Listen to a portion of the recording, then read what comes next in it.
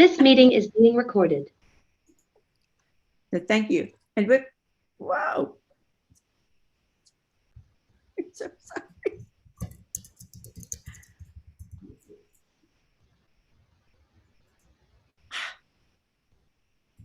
You can see.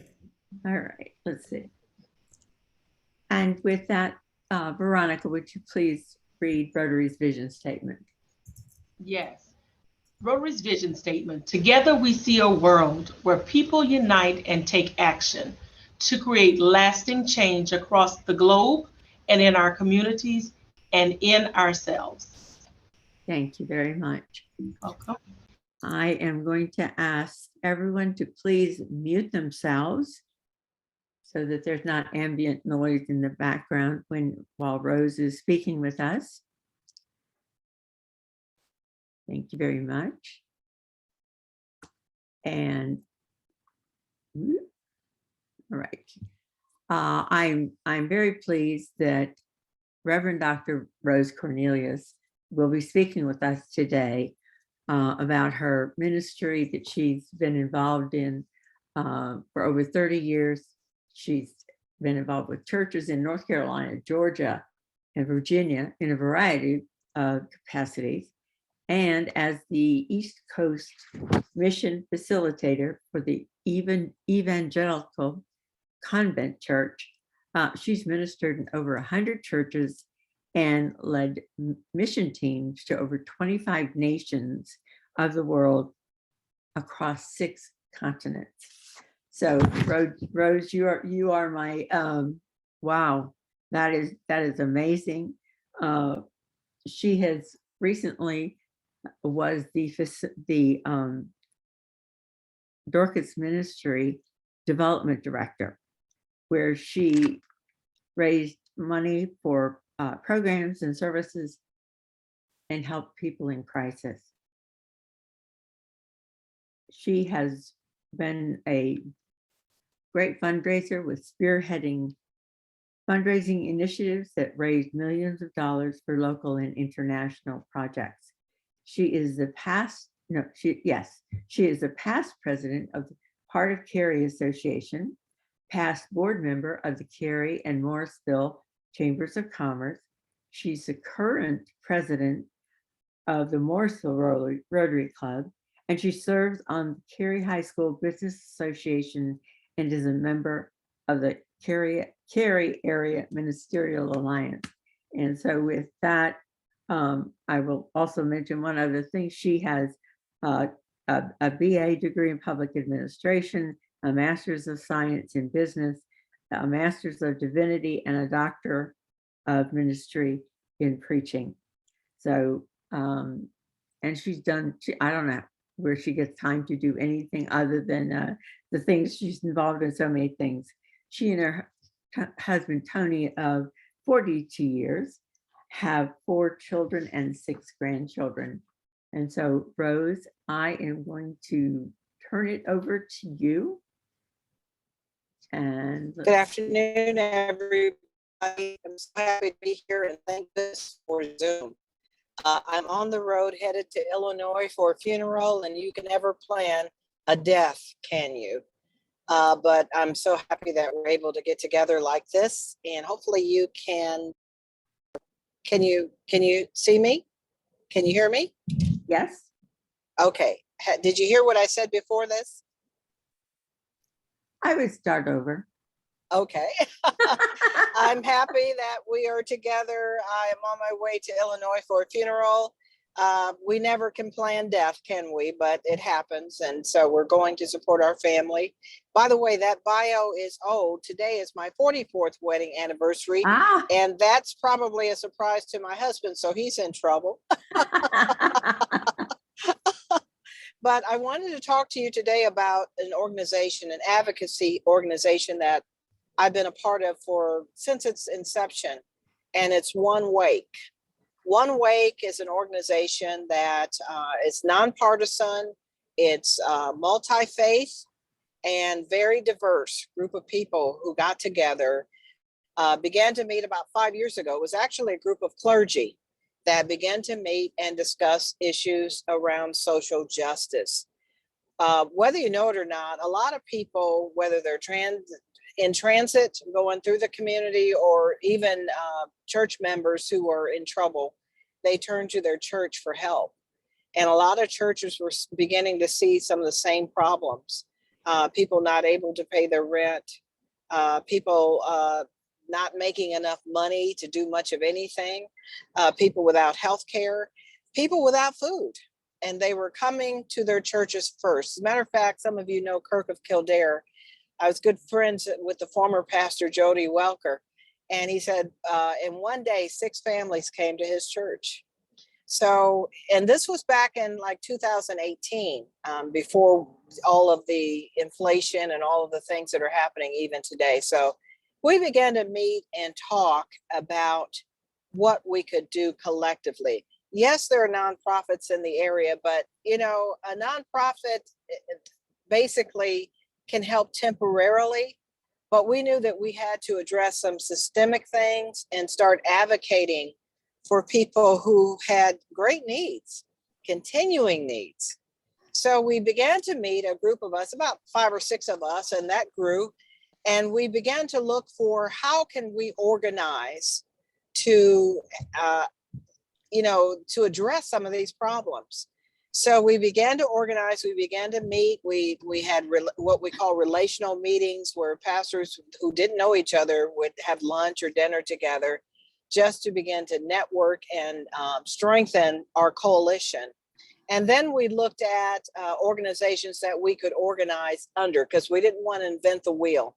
So we looked at International or Industrial Areas Foundation. It's an old organization, about 50 years old, that has been organizing groups all over the country around labor issues and social justice issues.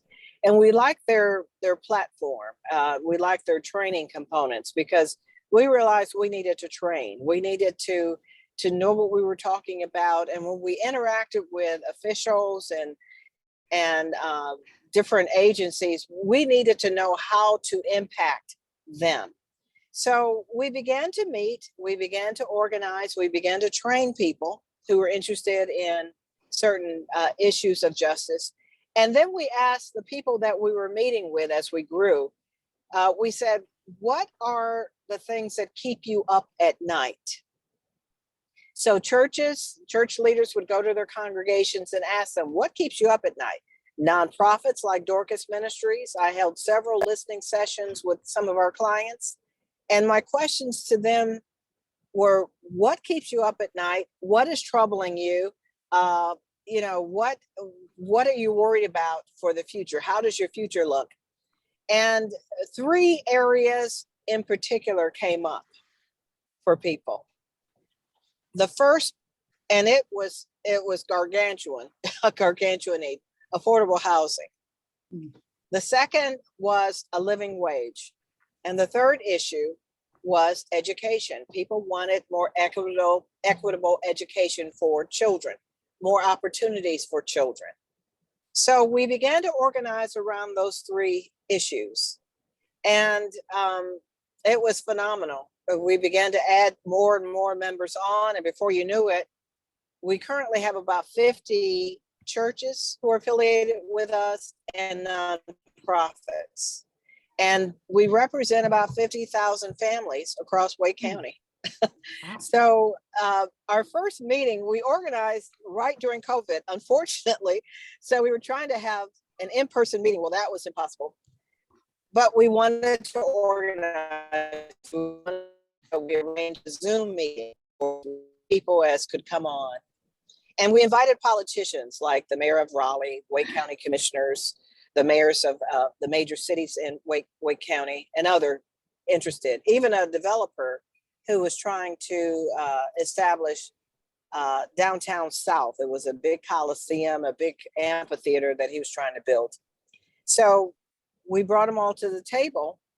And Mary Ann Baldwin was saying, well, the biggest Zoom meeting I've been on has only been about 200 people.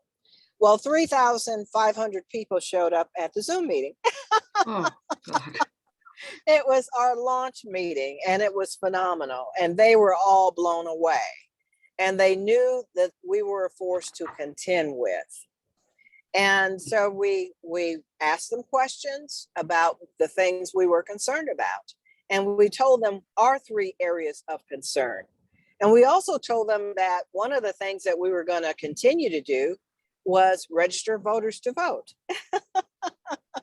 And we wanted to know what their opinions were, what their platforms were on our 3 areas of interest. And of course, we heard everything across the gamut as they made it up as they went along with us, But we told them that we would be meeting with them. And leading up to that meeting, we had met with most of the politicians. So the leaders of the group knew pretty much where they stood. But we wanted to get them on record in front of a crowd. And it is amazing when you put politicians in front of a crowd, how they will flip-flop. And that is what has begun to happen, actually. As a matter of fact, we were really pushing affordable housing because that was a crying need for so many. I wish you could have heard some of the stories we heard. I mean, even senior citizens. Cary, for instance, is known as almost a mecca for seniors, but you have to have money to move into places like Glen Eyre. And a lot of seniors don't have that.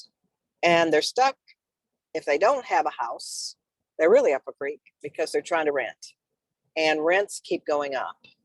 And that goes for everybody. Rent is just, it's going to continue to go up in our area. We're predicted to become like a San Francisco. We're an attractive area for businesses, for hospital, medical franchises. We're just attractive. So it's like the poor people are being pushed to the margins, and they're really being crimped in terms of their housing, but in terms of everything else. So we gathered around that and we began to ask them. And then the leadership of One Wake began to meet. By the way, I'm the co-chair of One Wake.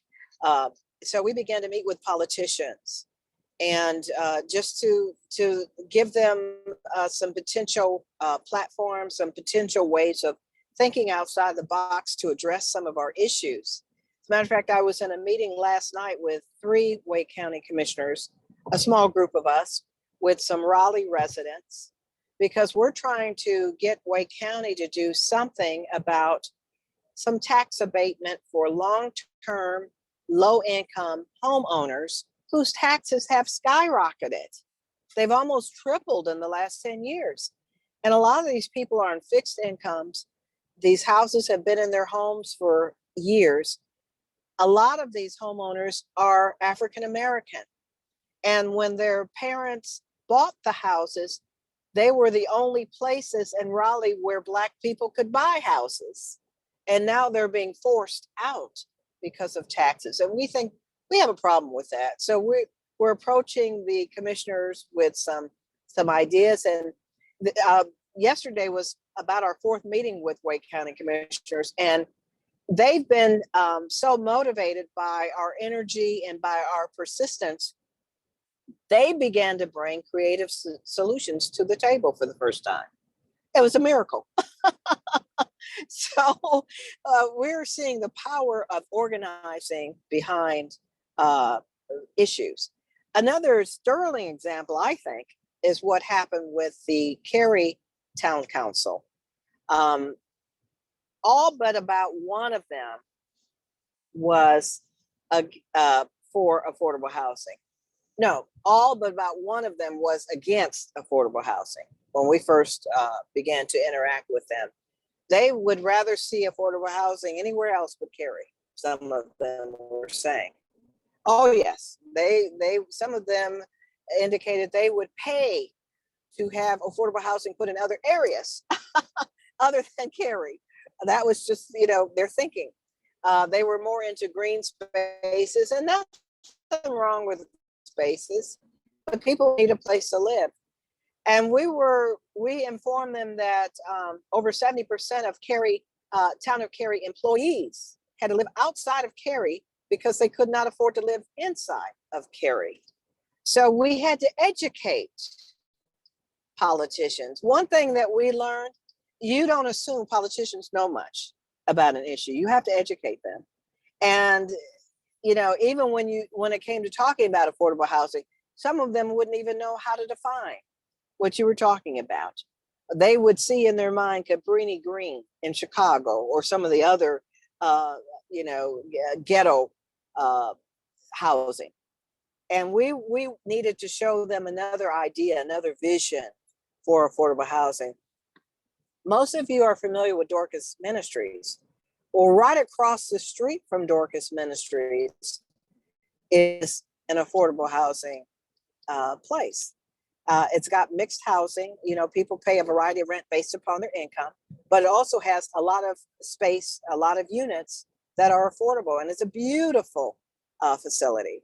So we wanted to push them, and slowly, but it was slow process. It was a slow process for the town of Cary, but I'm happy to report that the town of Cary now has about 5 affordable housing projects on the docket.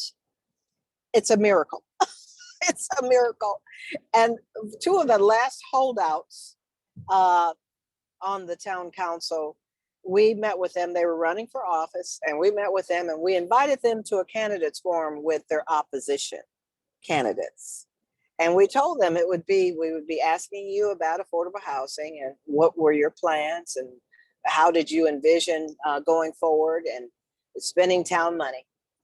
Well, they didn't think a lot of people would be on this call, but when they showed up, we had almost 400 people on that call. And wow, it was amazing how they changed their positions. It was almost comical. I had to turn off my Zoom and laugh a little bit because it was like, oh my goodness. One thing that we have found, even in candidates forums, a lot of people don't show up. So there's power in numbers. And hopefully in America, we'll never lose that. We'll never lose the ability of one person, one vote. There's power in organizing and expressing your opinion. So that's what we've been doing. We've got a number of things that we're working with One Wake Tech to bring people up on jobs, to provide them. We're partnering with organizations like Dorcas Ministries and some other organizations to help people finance education, paying for computers and whatever they need in order so that they can have a better future and maybe step away from Burger King and McDonald's, because you can't do much on those salaries. For one person with one child in Wake County, for them to be considered having a living wage, which is paying for most of their expenses, basic rent, utilities, car payment, medical insurance, etc., you would need an income of about $60,000. Yeah. And so you can imagine if you're only making $7.50 an hour or $10 an hour, that's just not going to cut it. And a lot of people have to work 2 and 3 jobs just to be able to maintain just the basics, cable, rent, and car. And let's not even talk about the price of gas right now.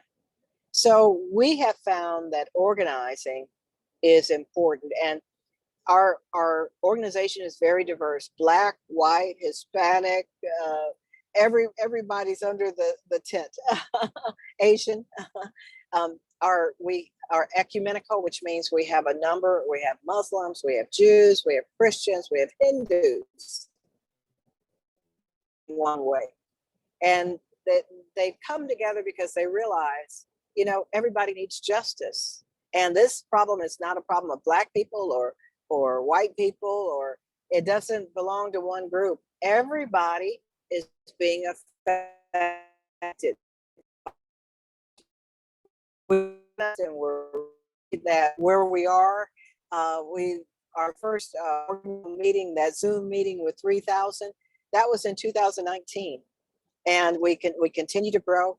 Our long-term vision, however, is organizing the whole state of North Carolina, because we realize our legislature is a big problem.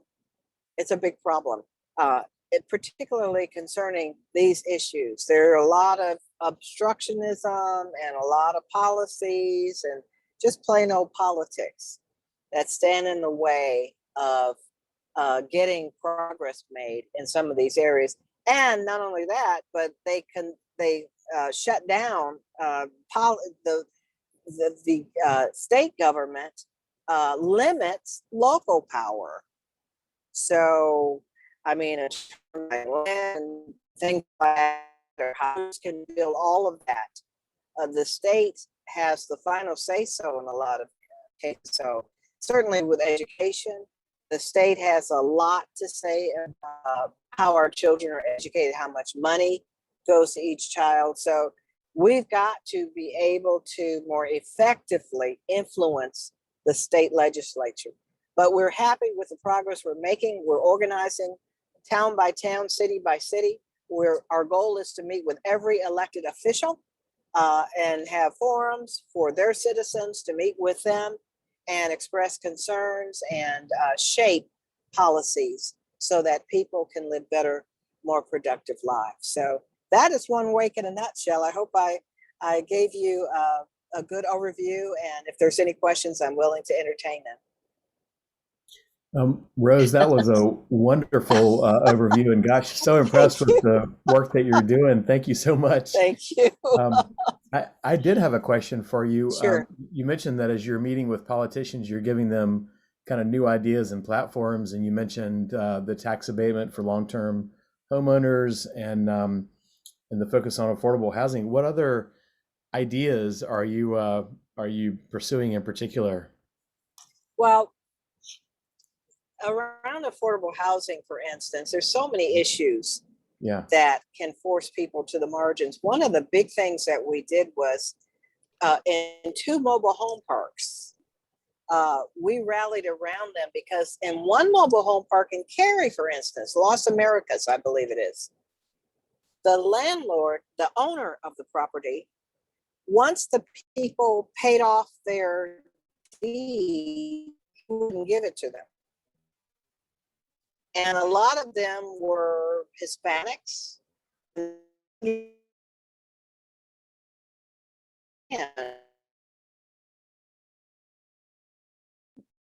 Rose, we're losing you. Me? Yes, we lost. Did somebody say something?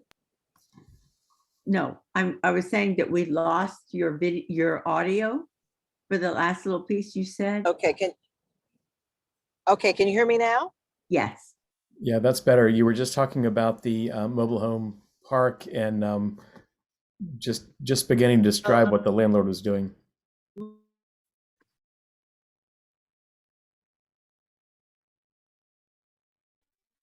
Mobile home owner can have pay off. Rose, the audio is not, It's we can't quite understand, and it's not legible. Okay, sorry. Can you hear me? Oh yeah, that's great.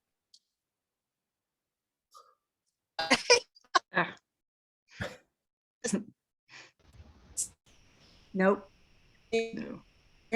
No, can't hear me. Whatever. Can you hear me? Testing. Yes. Sorta. Can you hear me? Sort of. It's one of the great mysteries of life that you can only hear people when they're breaking up when they say, "Can you hear me?" Can you hear me? I don't understand why that is. It's amazing that she was able to get this far. Yes, yes. Well, hopefully you got the gist of what I was saying. Can you hear me? We heard the presentation. Great. It's the question and answers where you're breaking up now. But it was really I'm excellent, sorry. Rose.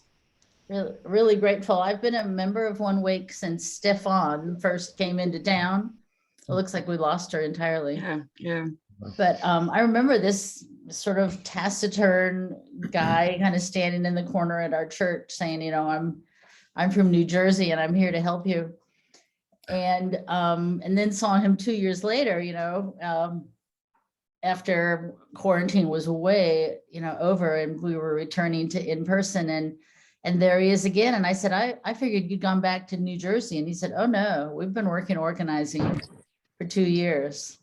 So it's really been impressive what they've accomplished. Wow. Can you hear me? Yes, Yeah. yes, we got you. I realized I was holding the phone real close. I don't want to see anybody that close.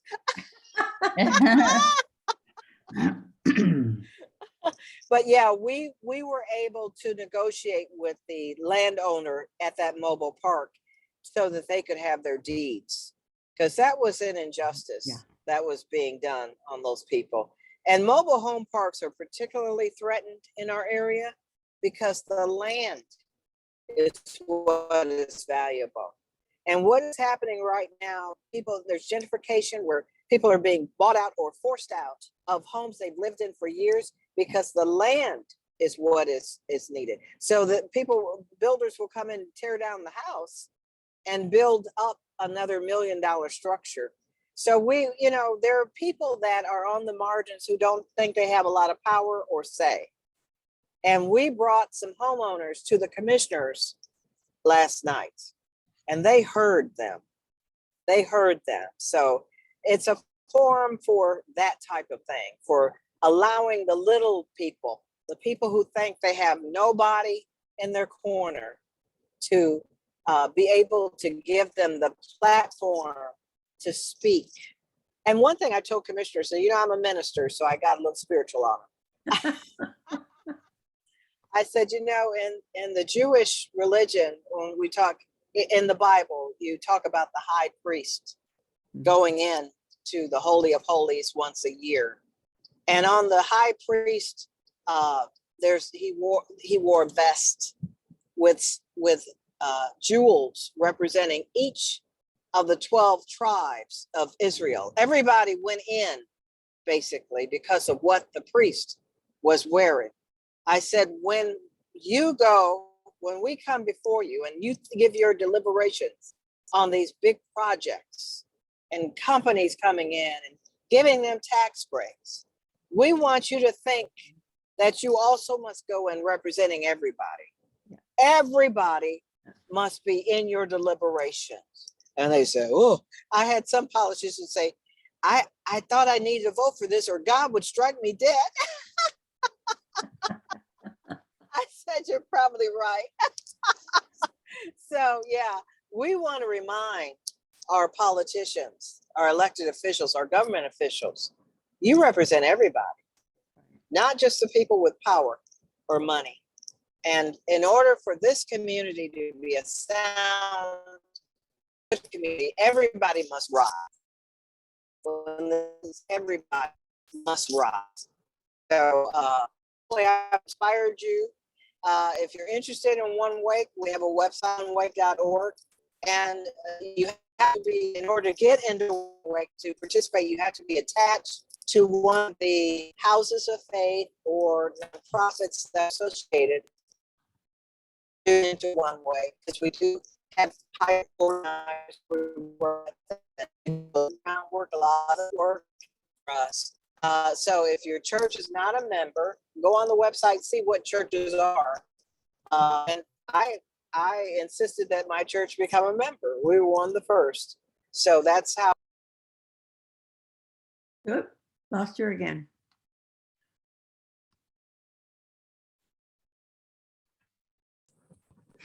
Just got she's- disconnected, so that must be Yep. my clue to get off. Bless you all. I'm gonna sign off now. Well, I'll Rose, see you hopefully at the next time we meet. well, Go ahead, Rose, Mary. we have a certificate of appreciation for you for speaking today, Well, and I thank will go you. ahead and email that to you.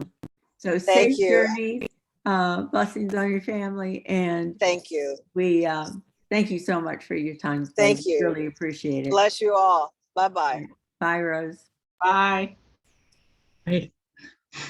Okay. She's amazing.